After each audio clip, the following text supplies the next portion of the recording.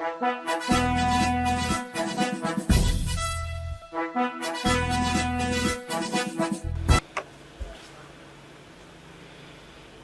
ప్రేక్షకులకి స్వాగతం. ఈ చివరి వరకు స్క్రోల్ చేయకుండా చూడండి ఈ వీడియోని. చట్ట ప్రకారంగా 1994 సెక్షన్ 4 ప్రకారంగా చట్టం ప్రకారంగా 1994 సెక్షన్ 4 ప్రకారంగా మత్స్యకారులు ఏప్రిల్ 15 నుండి మార్చి 14 వరకు ఎటువంటి పరిస్థితుల్లో సముద్రంలోకి పడవలు గాని వేటకు కానీ వెళ్ళకూడదు అని కలెక్టర్లు ఉత్తర్వు. ఒకవేళ వెళ్ళిన ఎడల మీరు సబ్సిడీ డీజిల్ రాదు, మీ మరబోట్లు స్వాధీనం చేసుకోబడతాయి. మీ బోట్లు స్వాధీనం చేసుకొని మిమ్మల్ని అరెస్టులు కూడా చేస్తారు. కాబట్టి ఇప్పుడు ఈ సమయంలో రొయ్యలు చేపలు పిల్లలు పెడతాయి, ఈ సమయంలో పిల్లలు వస్తాయి. కాబట్టి మీరు ఎట్టి పరిస్థితుల్లో ఈ సమయంలో మీరు సముద్రంలోకి వెళ్ళకూడదు. మత్స్య సంపద పెరగాలంటే మీకు ఒక 2 నెలలు మీరు చూసుకుంటే మీరు సంవత్సరం అంతా వేటాడుకోవడానికి అవకాశం ఉంటుంది అని చెప్పి అధికారులు చెప్తున్నారు.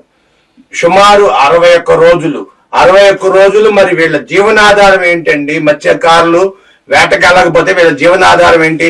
వీళ్ళకి ఏమన్నా కలగజేస్తున్నారా?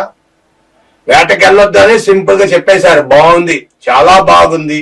వెళ్ళిన వారికి సబ్సిడీ డీజిల్ కట్టు, మీ పడవలు సీజ్ చేస్తాం, మీకు అవి చేస్తాం అని అన్ని చెప్పారు. బాగానే ఉంది. మరి వాళ్ళ కుటుంబాలకు ఫుడ్ ఏంటండి? మరి వాడు తప్పు చేయక ఏం చేస్తాడు? వెళ్ళక వాడు రోజు మద్యం తాగే అలవాటు ఉంటుంది, మద్యం తాగాలి. మరి వాడి పరిస్థితి ఏంటి? అప్పులు పాలైపోమంటారా? ప్రత్యామ్నాయం చూపించాలిగా మీరు.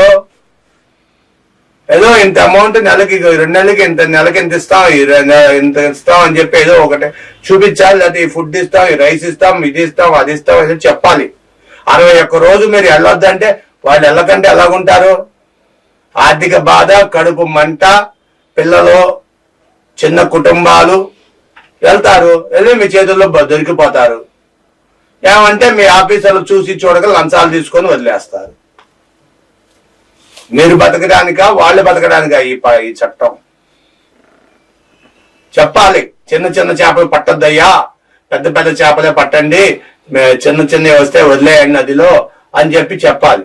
అలా కాదంటే పూర్తిగా సముద్రంలోకి వెళ్ళొద్దు అని నిబంధన పెట్టేసి ఆ నిబంధన ప్రకారం నువ్వు వెళ్ళొద్దు, నువ్వు వెళ్తే శిక్షార్హుడివి, నువ్వు అది ఇది. గంగపుత్రులు వాళ్ళు ఎవరు ఆపేవాళ్ళు లేరు.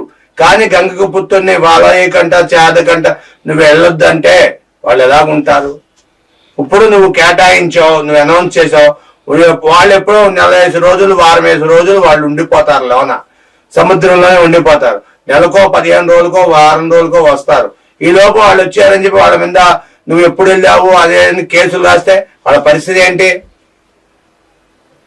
చెప్పండి? ఎవరు అడిగేవాళ్ళు లేరు. ఏ నాయకుడు దీని గురించి మాట్లాడు? నాయకుడు మాత్రం వచ్చేసి సమాచార శాఖ వాళ్ళు వచ్చేసి ఇలాగా వెళ్తానికి వెళ్ళలేదని చెప్పి చెప్పేసే కానీ కలెక్టర్లు ఉత్తర్వులు చేస్తారు, జీవోలు పాస్ అయిపోతాయి, ఆర్డర్లు పాస్ అయిపోతాయి. అంతేనా? 61 రోజు వాడి ఫుడ్ ఏంటి? వాడు ఎలా మనగడి చేయాలి? కనీసం ఆలోచన ఉందా? ఎవరైనా సరే గవర్నమెంట్ కానీ నాయకులు కానీ లేకపోతే ప్రజలు కానీ ఎవరు అడుగుతున్నారు? Anyway, thank you. మీ విలువైన అభిప్రాయాలు సబ్స్క్రైబ్ చేయండి, షేర్ చేసుకోండి, లైక్ చేయండి. వీలైతే కామెంట్ల రూపంలో మీ అభిప్రాయం తెలియజేయండి. Thank you.